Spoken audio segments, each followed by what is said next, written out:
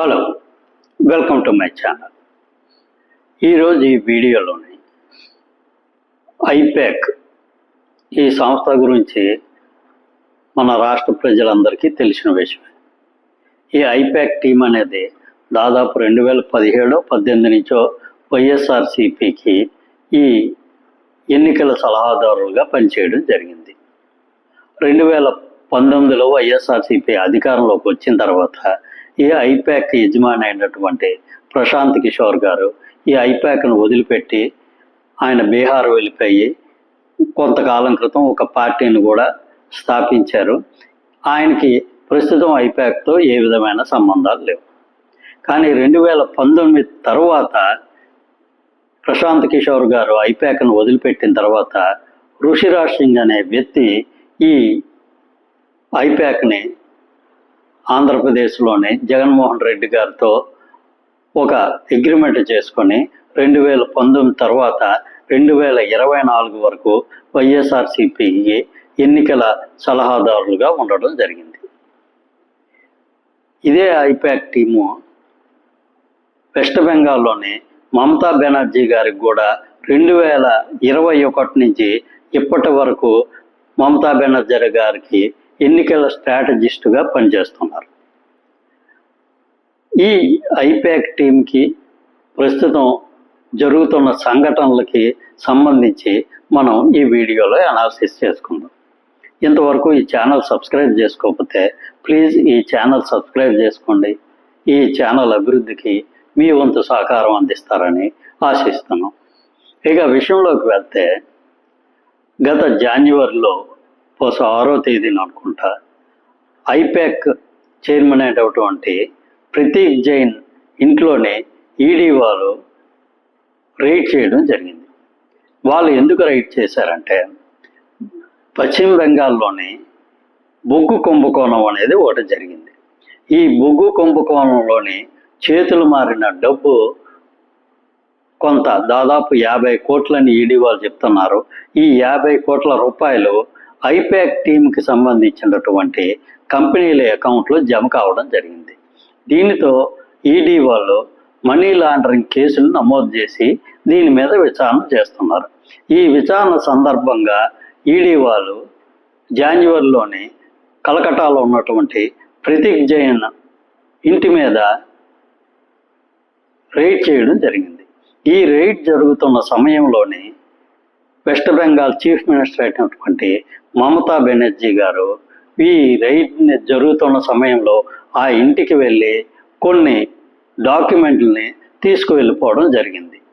ఇక్కడ మమతా బెనర్జీ గారితో పాటుగా ఆ రాష్ట్ర అధికారులు కూడా ఈ రైడ్ జరుగుతున్న సమయంలో జబర్దస్తిగా ఇంట్లోకి వెళ్ళి వాళ్ళు కొన్ని సాక్ష్యాలని ఆధారాలని తీసుకుని వెళ్ళిపోయారని చెప్పి ఈడీ వాళ్ళు సుప్రీంకోర్టులో ఒక కేసు దాఖలు చేశారు. ఆ కేసు ఇంతకాలం విచారణ జరిగింది.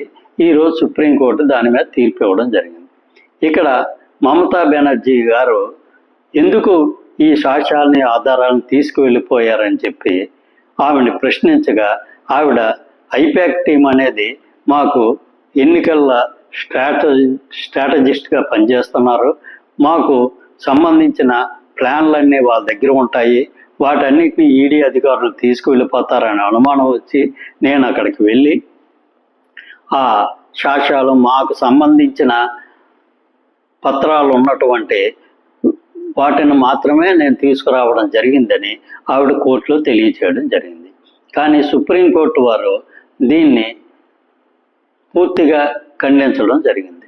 మీరు ఒక ముఖ్యమంత్రి పోస్టులో ఉండి ఈడీ వారు ఒక గృహం మీద రైడ్ చేస్తుంటే మీరు వెళ్ళి వాళ్ళని అడ్డుకోవడం అనేది చాలా వరకు దురదృష్టకరమైన విషయం. ప్రజాస్వామ్యంలో ఇటువంటివి జరగడం అనేది చాలా వరకు దురదృష్టం. మీరు ఈ విషయంలో తప్పు చేసినట్టే అని మమతా బెనర్జీ గారిని సుప్రీంకోర్టు వారు మందలించడం జరిగింది. ఇక్కడ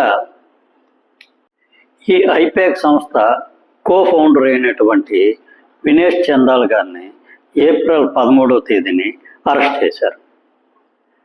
ఇది మన రాష్ట్రానికి ఎందుకు సంబంధించిన విషయం అంటే మన రాష్ట్రంలోని వైఎస్ఆర్సీపీకి ఎన్నికల స్ట్రాటజిస్ట్గా ఉన్నటువంటి ఋషిరాజ్ సింగ్ మీద కూడా అభియోగాలు మోపబడ్డాయి.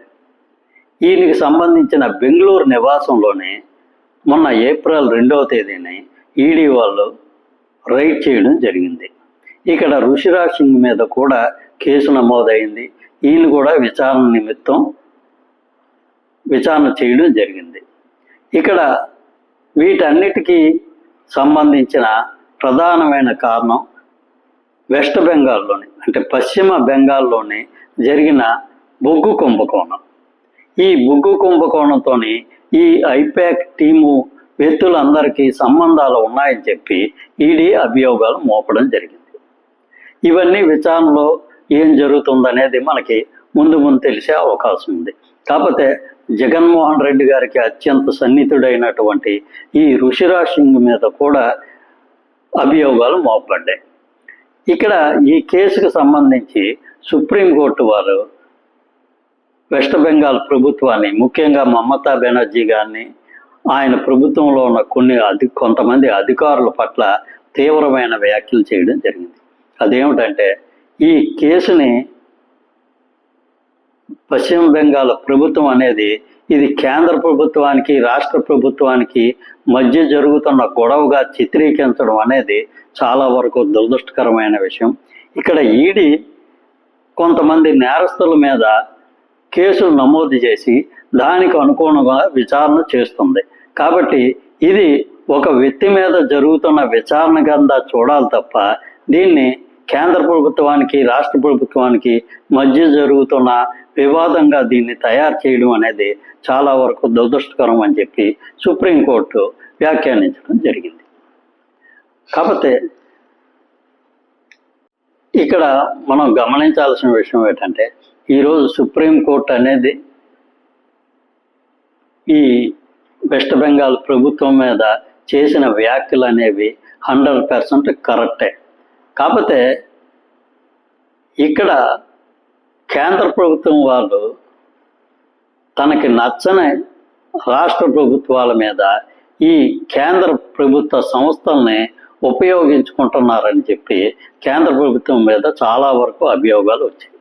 ఇంతకుముందు అరవింద్ కేజ్రీవాల్ గారి మీద ఈడీ, సిబిఐ ఇలా చాలా కేంద్ర ప్రభుత్వ సంస్థలతో చాలా వరకు సోదాలు చేయడం, ఆయన అరెస్ట్ చేసుకొని నెలపాటు జైల్లో పెట్టడం ఇవన్నీ మనం చూస్తూనే ఉన్నాం. కాకపోతే ఈ కేసులన్నిటికీ దేనికి సరైన ఆధారాలు లేవని చెప్పి సుప్రీంకోర్టు ఈ కేసును కొట్టివేయడం కూడా జరిగింది.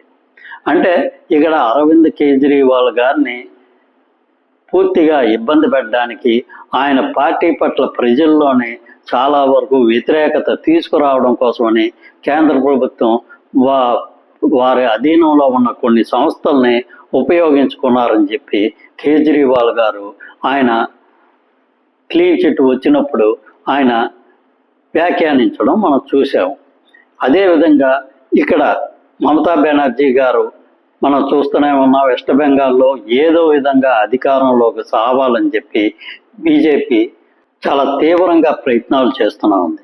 వాళ్ళకి అందుబాటులో ఉన్న అన్ని రకాల వనరులను కూడా కేంద్ర ప్రభుత్వం ఇక్కడ పశ్చిమ బెంగాల్ ప్రభుత్వం మీద ఉపయోగిస్తుంది.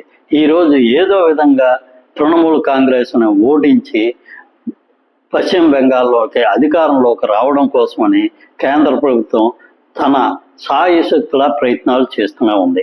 కాబట్టి ఇక్కడ ఖచ్చితంగా సామాన్య ప్రజలకి ఈ అనుమానం వచ్చే అవకాశం ఉంది. ఈరోజు కేంద్ర ప్రభుత్వ సంస్థలను ఉపయోగించి తృణమూల్ కాంగ్రెస్ని చాలా వరకు ఇబ్బందులు పాలు చేయడం కోసమనే ఈ ఐపాక్ టీం మీద దాడులు చేస్తున్నారని చెప్పి చాలా వరకు అభియోగాలు రావడం జరుగుతుంది.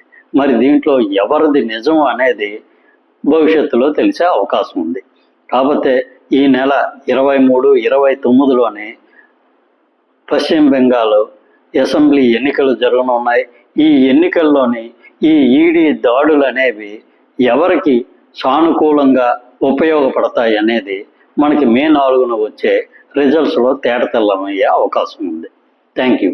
ఈ వీడియో నచ్చినట్లయితే ఈ ఛానల్ సబ్స్క్రైబ్ చేసుకోండి. Thank you very much.